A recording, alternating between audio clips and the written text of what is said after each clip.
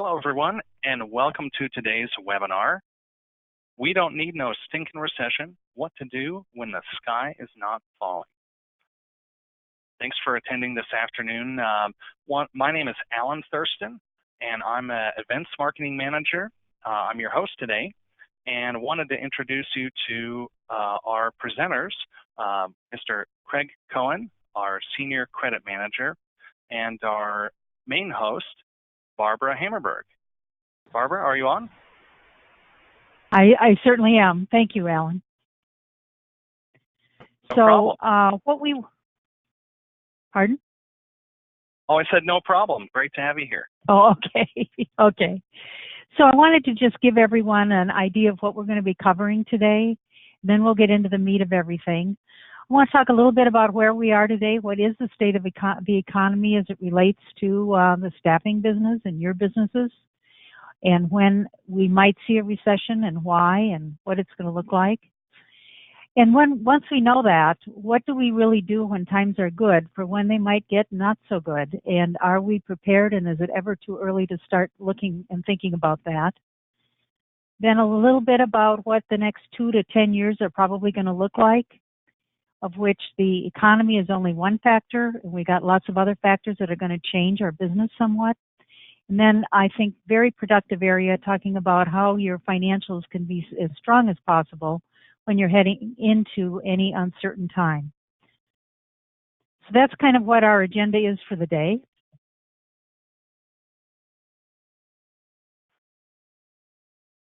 All right, thanks, Barb. So first off, we're going to talk about the current state of the economy. And I want to have us actually open with a poll. The poll today is going to cover some of your thoughts as we get started. And the poll is going to be, how do you see the economy affecting the staffing industry in the next 1 to 2 years? I'll go ahead and launch this, give everybody about 20, 30 seconds to go through it, and then we'll discuss and get into the presentation. Sounds great. Okay, you guys should see the poll launching at this point. And like I said, keep it open for about 20 to 30 seconds.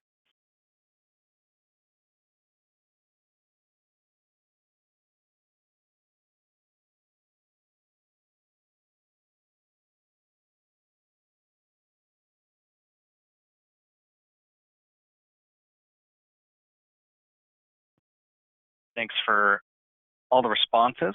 Looks like we have a lot of you voting today. That's great. We'll keep it open another 5-10 seconds. Any last minute submissions?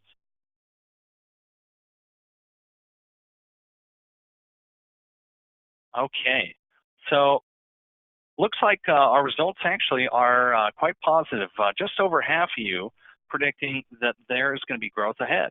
The rest are divided pretty evenly, about a little less than a quarter saying that it's going to stay the same, and a little less than a quarter saying that the economy may be declining in the future. So great, thanks for the feedback. Barb, if you want to continue on and give us some insight on where the economy is going.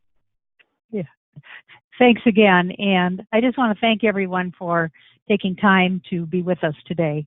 I know you have busy schedules, so I hope you'll find this valuable. I think you're all right, okay? You know, I think there's a lot of growth ahead. For some, there will be decline. At some point, there will probably be some. But when we look at where we are right now, we have the second longest recovery in our history. Unemployment is at a historic low. We have years of consecutive job growth, almost 8. The SIA, Staffing Industry Analysts, predicted that we would grow about 4% this year, and I think this summer we're now trending at about 6 to 7%. So the growth has been healthy, and the number of dollars is bigger than it's ever been. And GDP has grown much faster. It kind of snuck up on people, but the second quarter GDP was much better than expected. So there's a lot of reasons to be very positive and not see things heading into a negative perspective yet. And then if we move to the surveys that many of you do through Staffing Industry Association in the summer, this changes every month slightly. But overall, temporary staffing, you guys are telling us that it's growing 6-7%. Direct hire is doing well, which is a very good sign for the confidence that employers have about bringing additional staff on board. That is certainly something that is a real bellwether that they're not real concerned about an immediate recession. Almost all of our categories are in the positive, with several of them being double digits. The travel nurse being less than 2%, I think, is just an anomaly. Other months it's been up there with other healthcare. So as you can see, some things that had been sluggish, like engineering, is doing well this summer. Finance and accounting is doing well. Healthcare is doing well. We're really looking at a pretty positive time right now. So if we're saying, gee, what's going to happen? Why would the economy, if we have a downturn, how is that going to affect us? I think there's some big differences in the labor market specifically that are impacting what a recession might look like at this time for our industry. The shortage of labor is really unprecedented, and it is there are more open positions than there are people looking for work, which is, like I say, pretty unprecedented.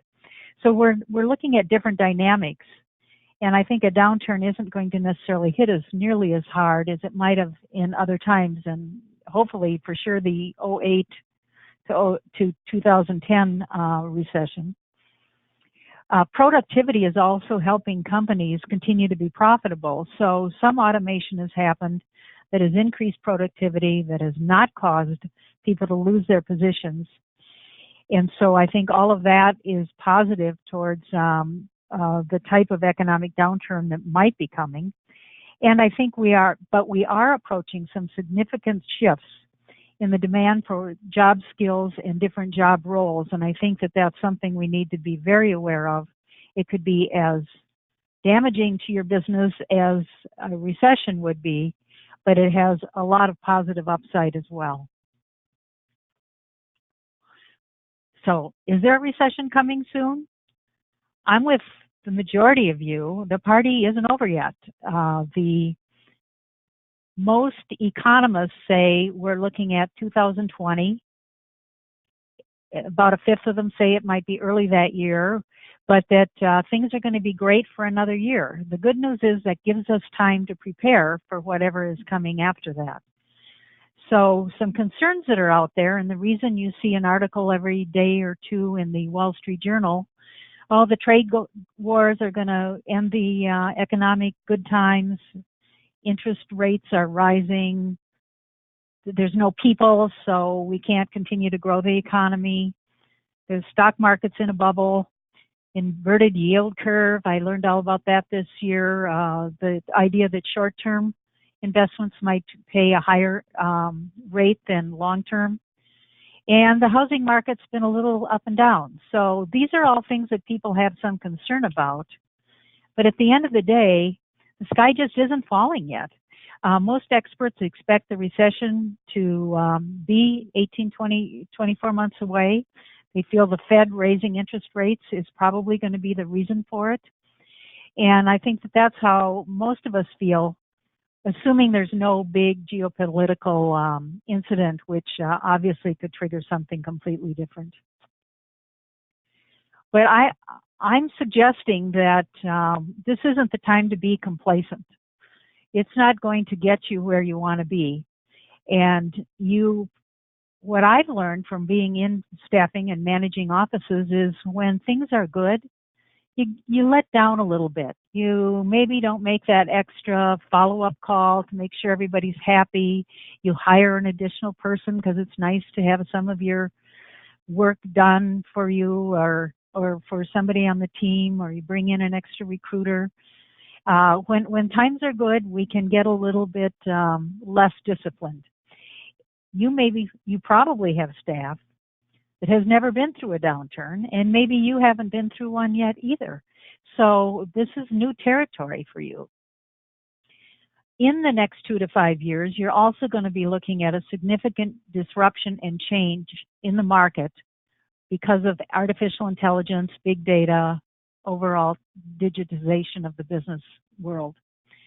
And that actually may be a bigger factor than the economy is alone in terms of how your firm will be impacted. This is a time for you guys need to be forward thinking and very flexible, because the market may take you in different directions than where you are right now. So with that, I say, okay, well, let's be specific. What are we going to do to prepare for when the times are less than good or rapidly changing and different? I suggest that you go in and you look at your portfolio and you focus on what we call high currency jobs, candidates, and clients. And what's a high currency client? Somebody that has ongoing needs on a regular basis, somewhere where you're successful in placing people, someone who is interested in having a relationship and willing to work with you. You need to have clients that are in stable and not super cyclical industries right now. And my feeling is the largest companies, particularly at the corporate level, are more apt to cut off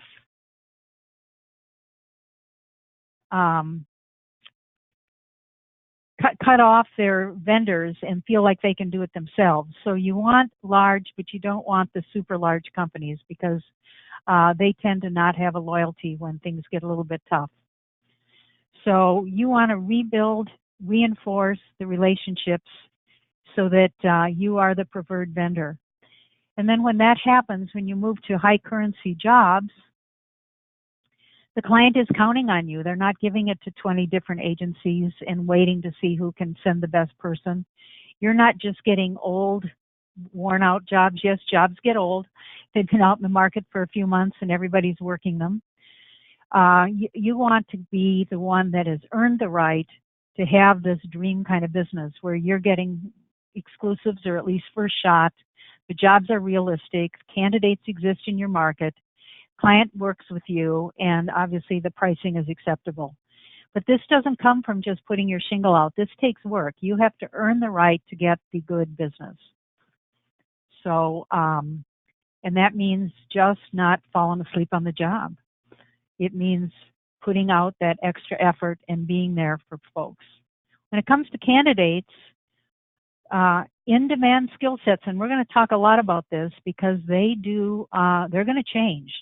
We're hot in one area right now, and pretty quickly it's going to change. So let's not talk about the skill right now, but you need people that are in demand, who get past their background checks, salaries are reasonable, and who are willing to work with you, take your calls. And I know there's a lot of this ghosting going on. And if you're not familiar with ghosting, it's the no-shows that happen both at interview and start dates, or even people walking off jobs after a week. It seems that this is something that is really plaguing our industry and our corporate recruiting efforts. If you guys have found a magic secret to that, please email me after the show and we'll have you do the next webinar, because I hear that this is really a challenge, because they know it's easy to get a job right now. But you want people you can trust and are responsible and will follow up with you. So today, our in-demand skill set is clearly skilled trades, hard skills, manufacturing, all kinds of positions like that. The change that's coming, and it's going to come sooner than we think, is going to be in the soft skills category. And that is something that we're not, as staffing firms, not as used to actually focusing on. So this is going to be a shift in what you're going to be doing in your office. The reason for this is that we're all going to have the same information, because that data is going to be available. So it's what we do with it that's going to matter. I spent a lot of time hearing soft skills, this is changing, but I finally saw a pretty good list of what people are going to be looking for. And emotional intelligence is, of course, having a good understanding yourself of where things are and where you fit in and how you're responding to things. Original thought, abstract content, critical thinking, conflicting concepts, and persuasion. These are, I would guarantee most of you don't have that on any of your job descriptions or job orders back in the office right now. If you do, that's pretty amazing. But I would say this is new territory for most of us. But to have a competitive edge, companies today are going to need those kinds of skills. And leave it to Mark Cuban to put it pretty bluntly and kind of make a big statement. To remain competitive in the future, employees need one skill, the ability to think creatively. There will be more demand for liberal arts majors than there ever was for programmers. That is a big statement. That is a really big statement.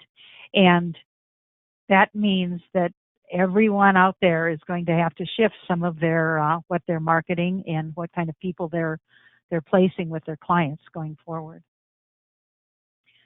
So again, take a hard look at your clients as we're entering into this era of change and disruption. Again, you want the high currency clients. You want large firms that don't have such large departments that when things get a little bit tight, they say, well, we can take care of everything on our own, and all of a sudden you're completely out of the picture. Cyclical versus stable industries. Just to name a few of the more stable industries that I think people can turn to, healthcare clearly is going to continue to be a great industry. Food is not a terribly cyclical industry. Food manufacturing and distribution and retail, all are industries that are going to continue, obviously. Utilities, government, waste management. That's just a few. Obviously, there's many more. But if you don't have some of those types of companies in your portfolio, that can be challenging in terms of maintaining your level of business. So after you've taken a look at your clients and say, do I have the right clients on board? I think we have to take a look at ourselves and how we're doing business. And again, I believe in good times, we don't stay as sharp as we can. The path of least resistance is not going to lead you to the best business out there and having the right kind of business. You can't mail it in, I guess is how I'd kind of put that in informal language. You aren't going to build your relationships and trust over email and text. You've got to be talking to people and meeting them and breaking bread with them. All of that is critical to having the kind of relationships that are going to take you through the downtimes. Can't just post jobs and wait for candidates to respond. I think we all know that, but I know there's some people out there that are still thinking that's all you have to do. And you need to improve the value. Get out of your comfort zone, and increase the value that you're providing to your clients. The other thing you need to look at with your staff is you're recruiting the best it can be. Obviously, candidates are critical right now. Are you spending some of your marketing dollars now on recruiting? Because maybe that's the best use of your time right now. And are you providing extra value to your contract employees? And again, this ghosting, lack of candidates, pay has not come up like it should. So are you able to offer retention bonuses as a way to counteract people leaving jobs quickly? Paid holidays, referral bonuses, training. Some of the things that old school but really worked were putting on seminars for people on job hunting, resume writing, maybe on retirement planning, or maybe on good financial stuff, having a banker come in or an investment person. Kind of find out what people are interested in and then host either after hours during the week or on a Saturday morning, host these valuable life skills types of things to differentiate yourself in the market. And then, of course, there's nothing like bringing food to the work site, too, whether it's donuts in the morning or an ice cream truck in the afternoon for break. Those are always good at building morale and keeping your candidates happy. And then also look at the recruiting from the perspective of coaching your recruiters to be what you're going to need them to be. So as you're looking forward, you say, do I know who I am, what I'm focused on, and am I prepared to win at what my business model is? And I think there's really three models. The niche recruiters, micro niche, nano niche, whatever, are basically the recruiting companies and specific recruiters who who focus on a difficult skill set and market, and they're able to exploit higher margins based on the difficulty of finding and the scarcity of good people. Some of you are certainly in that category. Others of you are in the generalist category, where it's really about your being active locally, being able to fill lots of different types of opportunities, and being fast because you're right there. That's obviously the generalist market, and that's where you provide value. And then a few of you, but mostly larger firms, national firms, but some of you may have a volume recruiting market or managed service, recruitment process outsourcing, vendor neutral management. Some of that is management paid, some of it is like an RPO, low fee for high volume. But I'd say that's a smaller percent of probably the people I'm talking to on the phone today. But when you look at this, you have to say, am I presenting the right message to the outside world as to who I am, who I want to be? Because again, anytime you're in any kind of economic shuffled job transformation, being good at who you are is really, really critical. So know who you are and know what value you're bringing, and be sure you're doing the best you can at that. If you are in a niche, you need to be the expert. You can't just say that that's my specialty. You need to read about your industry and jobs. You need to ask questions. I found that my candidates were by far my top provider of information when I was into something that I knew less about. So talk to your candidates and your good clients and learn. Read, get feeds on whatever. If you're working with a biotech company, are you getting the feeds in your system for news in the biotech world, and what does that look like? So understand what's going on in their business, how technology is impacting their sector, because what does technology affect? It ends up affecting jobs. Role displacements. Yeah, they used to call that layoffs, but now they're role displacements. But the idea is that there's going to be some of the more routine, repetitive work that is going to be gone, but there will be new jobs around where to take that to the next level. So somebody's job may need to be recreated or reconstructed, and look at the tasks that are needed in the new era and combine things. That's an opportunity for us to be consultants, in my opinion. So you want to know your clients, you want to build the relationships, you want to provide value, be a window to what's going on in the rest of the world. And that's a huge opportunity.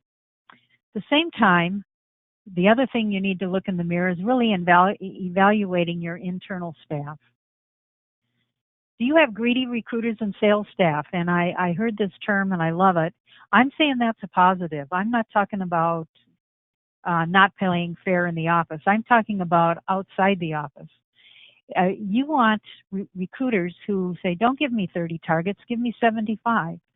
I'm not satisfied doing 2,000 hours a week. I want 4,000 hours a week. You want people who are hungry to be overachievers.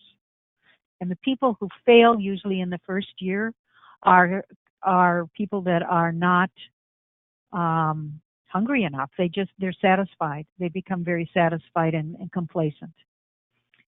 Does your team possess the kind of attributes that are supposed to be successful in the future? If they're going to work in that space, they've got to understand that. So what can you do as a leader and a coach to help train your team to be ready for this large transformation that is going to come in the market? And it could be partially economic and definitely technology as well. So your leadership is never more important than it's going to be over the next 2 to 5 years. Now, I've got some hard facts that we've kind of looked at ourselves. And actually, before I do that, Alan, I think you have another little poll for us. Absolutely. Thanks, Barb. This has been great information so far. And I'd like to invite anyone who might have any questions that they're thinking of right now to enter them in the platform below, there's a little questions drop down. If you do that, we will get to some questions here at the end of the webinar. So, please, if you have any questions, we'll be going through a Q&A at the end of the session. Right now, we're going to launch another poll.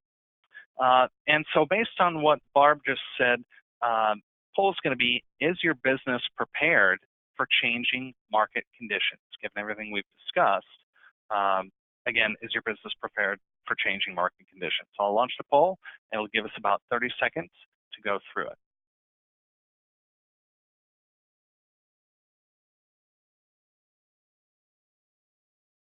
All right. I see a lot of responses coming in.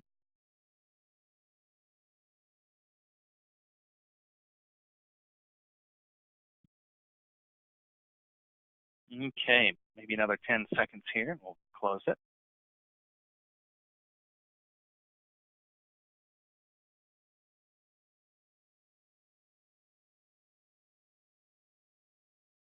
All right. Looks like we have a lot of responses here. Thank you, everyone, for your participation. And it actually looks like we have a overwhelming, about 60% of us said that we are somewhat ready, but still need some work. We have about 30% that says, I have a lot of work to do. Only 11% said, yes, I'm ready. So this is great. Hopefully some of the information we've provided so far has been helpful, but hopefully this is a good wake-up call to evaluate the business and improve where necessary. Barb, back to you. Hey. Yeah, well, let's take a look at some data that's out there about what our future is going to look like. And if we can go to the first graph, the jobs at risk. I don't expect you to be able to read this very well. I realize it's small, but basically the bottom of the graph are the lower paying positions. The top of the graph are the highest paying. And the colors are based on education levels. So the reds and dark oranges and orange are folks that have high school degrees, maybe a little bit of college, but no credential. And the blues, greens, and teal and some of the yellow are actually people that have education in a specific skill for a career position. So you can see here that the low-paid people in jobs which are such as waiters, cashiers, store clerks, manufacturing, customer service reps, these jobs are going to be at high risk for automation. And the jobs where people are much more educated, operations managers, financial managers, lawyers, accountants, some accountants are at risk, physicians, obviously, and the poor teachers who are low paid, well educated are still going to be available. So that's a sad thing that they're at the bottom, but also good news is they're going to still be in demand. So that's just one look that I think it gives you an overview. But if we go to the next slide, and this is from the World Economic Forum, Office and Administrative is going to have the highest number of job losses, which we're already seeing some of that. It hasn't been as high as it had been in the past. But manufacturing and production, which has been in demand, and we're working hard in that field today, is the second largest loser when it comes to jobs at risk through the transformation over the next couple of years. Construction, 45 states right now say construction is bigger than doing very well, but clearly there's going to be an end to that in the near future. On the positive side, people who run businesses and run financial operations will be in demand, and as well as but here we see the actual sectors themselves and how they're impacted. Again, 90% of manufacturing jobs have a high chance of automation and could result in the U.S., this is from Deloitte,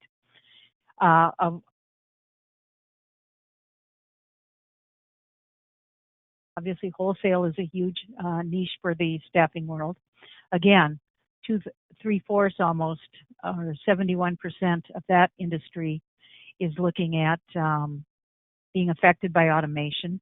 And there's a set of professional, scientific, and technical positions which will have a high chance of getting automated, but there's also on the job creation side a high percent of people in that field in different types of jobs where they're apt to be there and the jobs will not turn over, as well as education and health and social care.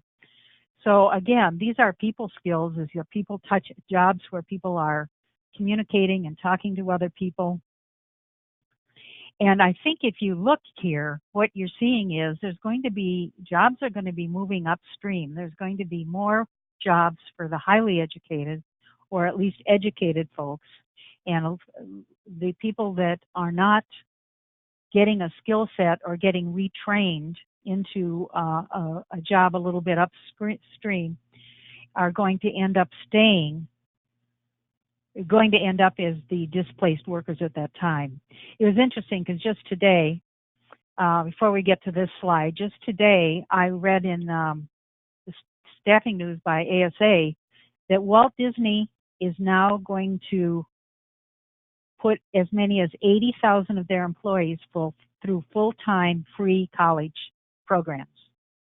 They see that the future is upstream. They are willing to invest that much in their people to get them into the level they need to do to be successful going forward. And Walmart and Starbucks are also both offering free online college programs. So we're seeing a pretty big acknowledgement that these skill trends are really, really changing. Core skills are not going to be the same as we've talked about with the actual human skills that are going to be looked at. Agility is critical, yet most companies don't feel they're agile. The retraining, I just gave you some examples of how that is happening so that they can redesign their jobs, split it up, and leverage the people skills.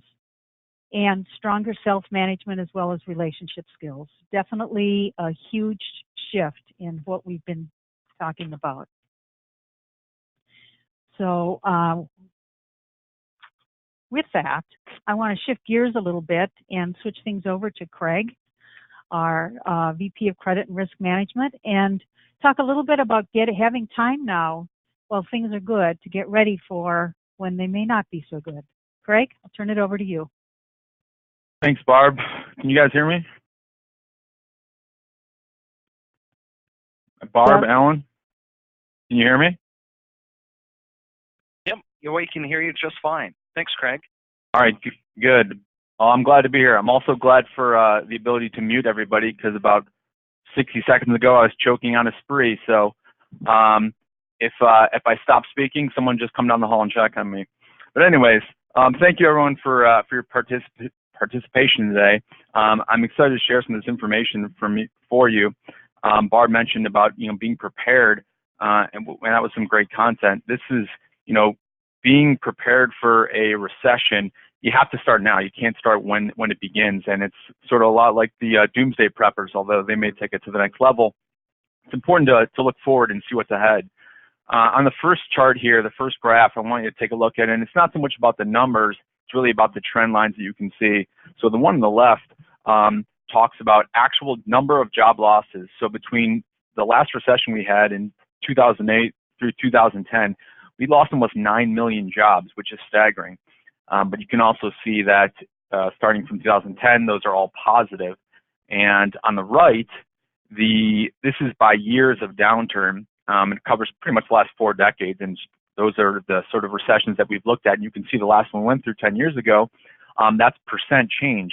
It's a pretty steep curve, and I think that when the next one comes, because it will, it is probably going to be similar to the one we have in red. I'm not an economist, but I think it'll probably be somewhere between the 2001 and the 2007, 8, 9 line there. So just want to share with you guys some information before we get started. So, as we wrap up the presentation, I'm going to give everybody some things I think that are do's and don'ts that will help you out in preparing, because again, I think it starts now. So what should you do? Revise and update your budget. So a lot of people, and I'm hoping, if we don't have a poll up, but I'm hoping if I asked you, who here actually does prepare a budget or forecast? I'm hoping that most people would say yes. If you don't, there's no better day to start than today. It's important because you're not really going to have the ability to know where you're going or if you've reached your goal without a plan and without a roadmap. It's just like taking a trip. So, whether it's you want to get to $1 million in revenue or 5 or 10 or 50, you sort of have to know how you're going to get there and how you're going to do it and have a plan to execute. Being prepared, cutting your margins, not cutting your margins, cutting some of your expenses and trying to be lean is a great way to either maintain or improve your margins. So sometimes when sales decline, you're not going to be making as much, your gross profit goes down, but if you're able to trim some expenses and be a little leaner, you can still maintain the same or even increase your profit margin. The next 3 bullets you'll see are all revolving around debt, and it's an important thing to address when you're talking about planning. I would not tell clients to add new debt. I'm an advocate of debt when it's appropriate and using it to grow, but in down times and during recessions, I would not advise clients to add debt. One, it's a bigger liability that you're not having to pay for, and it also was going to reduce your equity and net worth in your balance sheet. So if you can, try not to add new debt. If you have the ability to, certainly pay it down because you'll be able to use that money for other expenses. And if you can't afford to pay it down, try to refinance it at a lower rate. We are in a managed rate, rising interest environment. So things will slowly pick up. Those of you who bought houses recently know that's a little bit more expensive than it was probably earlier in the year or at some point last year. And those that are out looking and will be in the next year or two will find that it's going to be a little bit more expensive then. So try to refinance debt at a lower rate, and that's no different than your personal life. If you had a credit card and you were able to refinance, a 25% rate card at a 0% for 18 months, gives you the opportunity to put more principal towards it and then bring the balance down.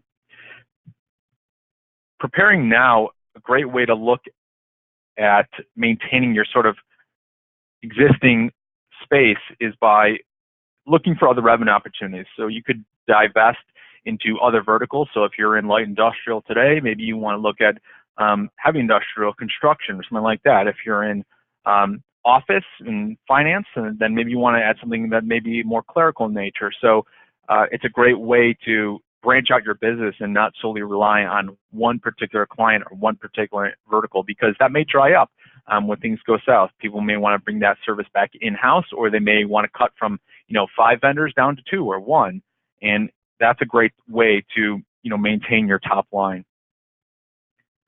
And lastly, as I've said many times, be prepared, and before it happens. It's not going to work if you start when it happens. So start today. Build your team of trusted advisors. Those are your your CPAs, your attorneys, your financial partners like Advance and the like. So I think it's important to start doing that now rather than wait till it actually happens. And Craig, let me add on the, if I could just add, Craig, on the other revenue opportunities, that a counter-cyclical service is outplacement. And there's big fancy companies that spend a lot of money, on, but often the lower hourly workers don't get access to that kind of service. And you can sometimes provide opportunity to help people, and it keeps you in with your client, and it absolutely is a way to earn some extra revenue. Yeah, that's a great point. Thank you, Barb. And that's sort of how you recession-proof your business. You're banking on things that are around the recession itself. So great suggestion, Barb. As we continue to wrap up, we'll talk about things not to do. We talk about things that we should do. These are things you may want to try and avoid or do the least of. Most importantly, don't let the IRS take all of it. Most of you know that based on recent tax law changes, a lot of big companies that have been in the news, they're using this sort of windfall to reinvest back in the business, and I think it's a great thing. So a lot of those companies you've heard about, they're giving away bigger bonuses or increasing their dividends. Another great thing is to reinvest in your technology. Perhaps you need a new back office system or a new ATS. Another opportunity, maybe you've got old equipment, buy some new computers, or go out and find a great salesperson in a new region or a new inroad that you're trying to make.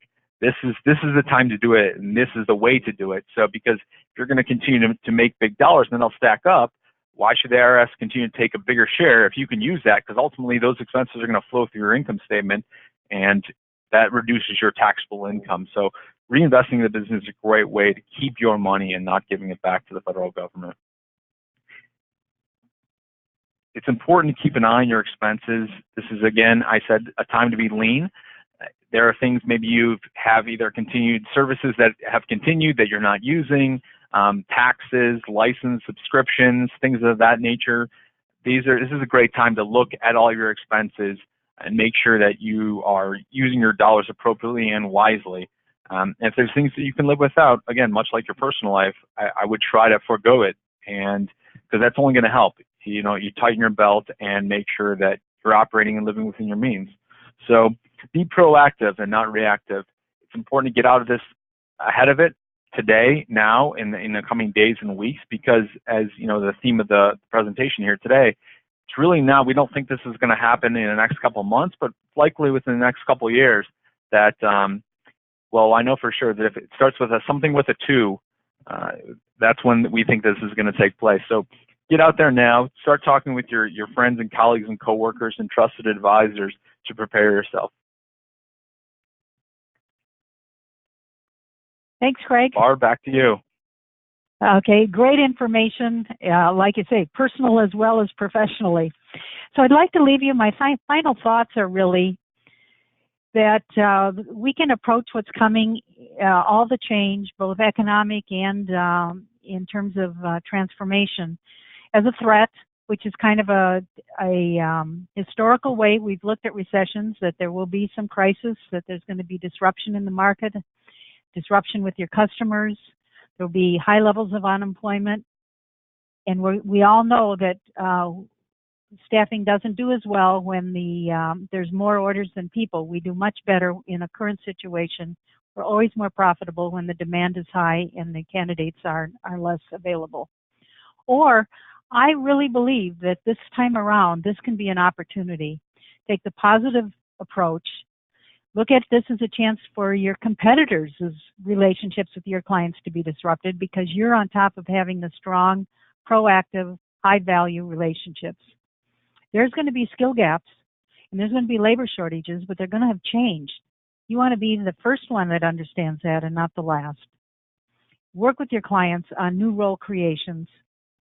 Work with your staff on being able to identify, interview, and present candidates that do meet some of these new requirements, and use this as a top time to really build strategic partnerships. I'm not saying it's easy, but I think you have a chance here to be a victim or a hero, and I hope you'll all choose the route of being a hero. So thanks very much for your time. All right, thanks, Barb. Great information here. So what we're going to do is go into a few questions that we've gotten along the way. First off, kind of a housekeeping question here. If anyone is interested in our PDF presentation, a copy of the presentation that we've shared today, it's actually in the handouts section of the GoToWebinar portal that should be loaded up. So if you have any difficulty downloading that or gathering that, just send a question through the portal. We can connect with you after just to get that out of the way. So, but it looks like we do have some other questions that have come in through the question portal here as the webinar's gone on. And we'll go ahead and start with the first one here. First question, what's the most important thing to focus on in your business if there is a recession and it starts? So that was a question we got. Barb, any thoughts on that one? Yes, I think that the most important thing when you know a recession has started is absolutely getting your expenses under control. So I think that the things that Craig went into, it's really critical, which can include staff as well. And I know that can be painful, but you need to stay in front of your expenses. Secondly is to be sure that all of your really good clients and candidates, that you are in touch with them and you'll be the go-to where there is opportunity. Great. Craig, you want to add anything to that? I would underscore the expenses thing. It's time to batten down the hatch and make sure that you've got a control on that, because it could very easily spiral quickly. Or even if you maintain your same level of expenses but your revenue declines, you're going to lose exponentially more money. So it's a really important thing to start looking at. Great feedback. Yeah, thanks, Craig. All right, so we have another question that came in. So Barb, you had mentioned focus on high currency candidates. A question came in about what is the best way to find high currency candidates? Well, in a way, it's going backwards. It's about who isn't. It's about who can't you rely on. Are you wasting time on candidates that aren't serious about working with you and finding the best opportunity? I think that many of the high currency candidates are people that you are already working with, that you know you can rely on. But in terms of going out in the market, I'd say that this is where you need to be very proactive. You need to be asking people who do they know, getting referrals, not relying on the people that are just sitting in the monster database and are available for everyone to have access to. Great feedback. Yeah, that's good information to know. Okay, and it looks like we have one final question that came in here. Okay, and actually it's regarding artificial intelligence. So based on what you've seen so far, what role do you see AI playing now versus in the near future regarding staffing jobs? And well, go ahead. Second part of that was what skills will be most in demand? Right, and I think you need to look at the big picture to say data will be available. We don't have to have people on the staff creating data, reading through it. It's going to be kind of handed up. So I think what AI, specifically for staffing, if you're looking at in-house, you're going to be looking at, again, roles that don't need a lot of human intervention, reading through resumes, sorting resumes. A lot of things can be done through AI, but the human touch never will go away in the recruiting process. Job candidates want the human touch. So within staffing itself, AI can be a tool. It is not a replacement. In the marketplace, it will change the job descriptions, and I think what I'm seeing and other companies based on their behavior are seeing, jobs will go towards a little more highly educated labor force and will require good people's soft skills. Awesome. And so just to kind of reconfirm, so what skills regarding this will be most in demand? What are your thoughts on that? Well, I think that how to use technology will be an important skill, and I think that management, creativity, design, being an analyst, I think those are the kinds of skills that are going to really stand out. Great. Okay, it looks like that's it for the questions portion. One last thing before we let you go. We have, as part of our presentation deck here, is a slide with some resources that you might find valuable. And you also have a resource, Barb's email, which is askbarb@advancedpartners.com if you have any further questions. Barb, any last thoughts? No, I think that, I think this is an exciting time. There will be some downturns that maybe aren't positive, but I really think there's an exciting future for staffing and how it can participate in what's going to happen over the next 2 to 10 years. And I'm glad you're all there and in it and can be a part of it. Great. Well, Barb, thanks for your time, and Craig, thanks for your knowledge. It's great to hear your information. Very good. Yeah, and thanks to everyone who spent time with us today to go over this information. Hopefully you found it valuable. And if you have any other questions, feel free to reach out to us. Thanks again. Have a great day.